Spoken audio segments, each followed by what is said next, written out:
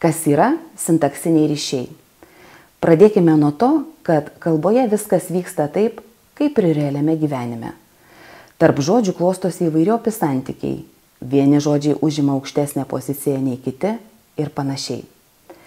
Pavyzdžiui, žodžiai santykiauja tarpusavyje įvairiai. Vieni yra lygiaverčiai, o kiti ne, priklausomi vienas nuo kito. Pirmuoju atveju turime sujungimo ryšį, o antruoju prijungimo. Paimkime sujungimo pavyzdį sėdi ir kalba. Čia turime du elementus A sėdi ir B kalba, kurie tarpusavyje yra lygiaverčiai. Prijungimo pavyzdys būtų sako kalba. Čia du elementai A sako ir B kalba yra vienas nuo kito priklausomi. Tai yra elementas A sako valdo kitą elementą B kalba. Skiriamos dvi prijungimo rūšis – komplementacija ir modifikacija.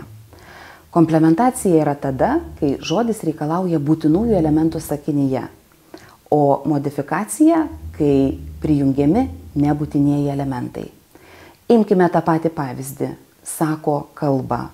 Čia veiksmažodžiui sako pagal reikšmę yra būtinas, tiesioginis objektas kalba. Taigi turėsime komplementacijos ryšį ir prijungtas būtinasis elementas bus įvardytas kaip komplementas. Jei tą patį pavyzdį išplėstume prieveiksmiu įtikinamai, pavyzdžiui, įtikinamai sako kalba, prieveiksmis įtikinamai pagal reikšmę jau nėra būtinas. Taigi kalbame apie modifikaciją, o pats nebūtinasis elementas yra įvardyjamas kaip modifikatorius.